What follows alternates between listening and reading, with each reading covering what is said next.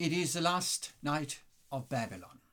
It ends in an orgy of blasphemy, and the last king of Babylon sees the writing on the wall. Welcome to another tidbit from the biblical books, this time from the book of Daniel, chapter 5. I'm Dr. Paul Peterson, and this time we will begin our tidbit with some historical reflection. The question is, this last king of Babylon, Belshazzar, was he really Belshazzar? Ancient writers forgot all about him, except for Daniel. Greek historians didn't know anything about him. By the way, they didn't know much about Nebuchadnezzar either. As modern scholarship began, it was questioned whether Belshazzar at first had ever lived. Now, that, of course, is an objection that finds got rid of. But was he the last king? Now we know that the last king of Babylon was named Nabonidus, but also that Nabonidus entrusted the kingship to his son Belshazzar. It was common in the ancient world of the Middle East for a king to let the chosen son reign with him as a king. So formally, Belshazzar was also a king of Babylon. Now, the fact that there was another may be hinted in some of the expressions in the 5th chapter of Daniel, because Belshazzar is only able to promise Daniel to become the third mightiest man in the kingdom. Joseph, back in Egypt, was made the second, but Belshazzar can only promise Daniel to become the third one because there is another behind him. Nabonidus went for many years away from Babylon. He had a conflict with the priesthood of Marduk in Babylon, so he abstained from taking part in the most important New Year festival, the Akitu festival, and he spent his time in the desert city of Tema. So the kingdom of Babylon ended with a religious internal battle. But Belshazzar was truly a king. However, was he a son of Nebuchadnezzar? And here we should remember that fathers and sons, or fatherhood and sonship, was understood differently in the Semitic culture of the time than it is in our Western culture of today. We may have a very narrow definition of father and son, but back in those days, in the biblical text and in the biblical cultural world, a father could be an ancestor, and a father could be the one who had a position that someone later takes up. A father could be a teacher. His sons could be his students, just like the prophets had sons of the prophets who were students.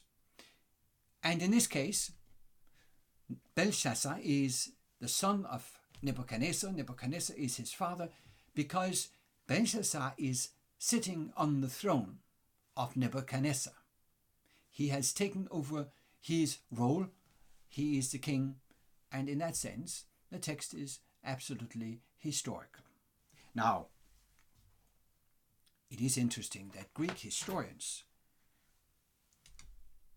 know that the last night of Babylon was in an orgy, but they didn't know anything about Belshazzar. That knowledge had been forgotten. It is preserved in the book of Daniel. And then let's go to the text and the story. Belshazzar has a party. During that drunken party, he decides to get the holy vessels from the temple in Jerusalem. Those vessels had been brought to Babylon by Nebuchadnezzar. We are told that story in the 1st chapter of Daniel. And now Belshazzar orders these vessels to be brought forward And as they praise their pagan gods, they drink wine from these holy vessels from God's temple. And in that moment of blasphemy, there is a hand showing itself and writing on the wall. The king and his drunken party is absolutely horrified. The description you find in verses 5 to 9 is quite funny, actually, to indicate how scared King Belshazzar was. And as understandable, he called for his wise men to interpret the writing. They could see what was written, but they didn't know what it meant. No one can give the answer. Then the queen, which is most likely, from a historical perspective, the queen mother, that is Belshazzar's mother, who would have had the authority to go into this party. She reminds Belshazzar about the existence of Daniel. And Daniel is then called forth, and Belshazzar begins by degrading him a little. Oh, you're one of these exiles. And then he promises Daniel a lot of wonders of riches and gifts and gold and so on, and the position as the third mightiest man of the kingdom, if he can interpret the writing on the wall. Daniel cares nothing for these promises, and then he begins his interpretation. He begins by reminding Belshazzar about his predecessor, Nebuchadnezzar.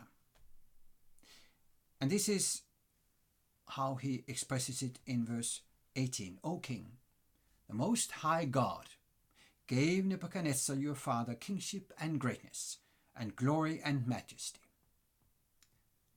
This is a lesson from the previous chapters, where the king had to acknowledge that he only had the power that he had been entrusted from God.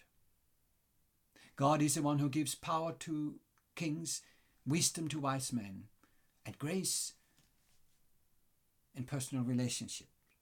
So Daniel describes the events that we have read about in the previous chapters, particularly with a reference to chapter 4. Now, here let me add something. You may remember that chapters 2 to 7 are written in Aramaic, and they form a reversed parallel. They are like a mirror, called a chiasm, for people who speak the language of structure. Chapter 2 and 7 contains the dream visions about the 4 world empires. Chapter 3 and 6 speak to the issue of worship. The friends of Daniel are thrown into the fire furnace because they refuse to worship a pagan god, an idol.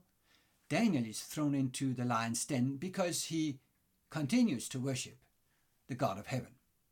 And then in the middle, you have the judgment of Babylon. The story about Nebuchadnezzar's madness and conversion, and the story about Belshazzar's stubbornness. He knew that story. He knew what had happened to Nebuchadnezzar. Nevertheless, in rebellion, he brings the vessels, the holy vessels, they drank wine of it. Daniel tells this story about the madness of Nebuchadnezzar, and then he tells how Nebuchadnezzar came to his senses. He was mad, it says, until he knew, verse 21, that the Most High God rules over the kingdom of mankind and sets it over whom he will. This was the key sentence said 3 times in the previous chapter. Now it is repeated once again. Repeated now for the benefit of Belshazzar and, of course, for the benefit of the readers. And then you have You, his son Belshazzar, in verse 22, have not humbled your heart, though you knew of all this. The judgment God brings over Babylon is not hurried, and it's not accidental. The kings of Babylon had no excuse. In chapter 2, God revealed his wisdom. In chapter 3, he revealed his power to save. In chapter 4, the preceding chapter, God revealed his mercy to Nebuchadnezzar. So these three basic gifts, which I mentioned from the beginning of the book in chapter 1, repeated in chapter 2, you now have as a summary for justifying the judgment of Babylon. God has shown his wisdom, he has shown his power, and he has extended his mercy. But that he will only do to a point, and that is a point we have now reached. Time is up. This is a writing of the wall. In the subsequent sentence in chapter 23, there is a very deliberate reference back to chapter 4 and the story about Nebuchadnezzar's madness and conversion. Daniel tells, you, Belshazzar, have lifted up yourself against the Lord of heaven. Remember that? Lifted up. Then it said, you have praised the gods of silver and gold and so on. And the last verb is, the God in whose hand your breath is and whose are all your ways, you have not honored. These three Aramaic verbs, exalt, room, praise, shabak, and honor, hedah, are the three verbs mentioned in the sentence that closes chapter 4 in 37, where it is said, now I, Nebuchadnezzar, praise and extol and honor the King of heaven. These are the same verbs. So Belshazzar, in rebellion, refused to do what Nebuchadnezzar had done. He did the exact opposite, and he knew what he was doing. So, the writing on the wall. It consisted of 4 words. In a sense 3, but one of them is repeated, written twice. Mene, mene, tekel, upharsin.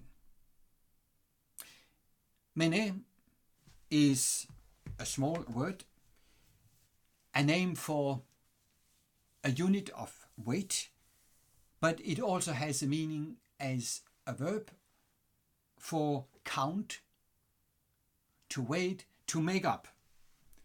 So it is repeated to emphasize that this is something that will happen with certainty. So the interpretation from Daniel is, the days of your kingdom are numbered.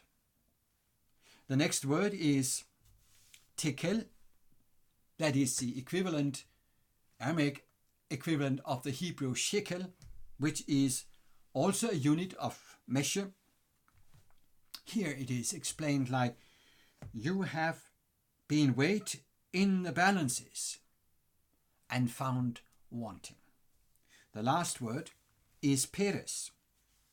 Peres could be related to a verb which means split up or divide, but it also is alluding to the name for the Persians, Paras. So the interpretation by Daniel is, your kingdom is divided or split up and given to the Medes and the Persians. Belshazzar has heard the writing on the wall. He dies. It's the last night of Babylon. But as already indicated by chapter 2 and the dream vision of Nebuchadnezzar, this is not yet the time for the kingdom of God. Another kingdom takes over. So the question will remain, how will the people of God do during that subsequent kingdom? And for that question, we will have to return to another tidbit when we look at the tidbit from Daniel 6. Thank you for listening to Tidbits from Daniel 5.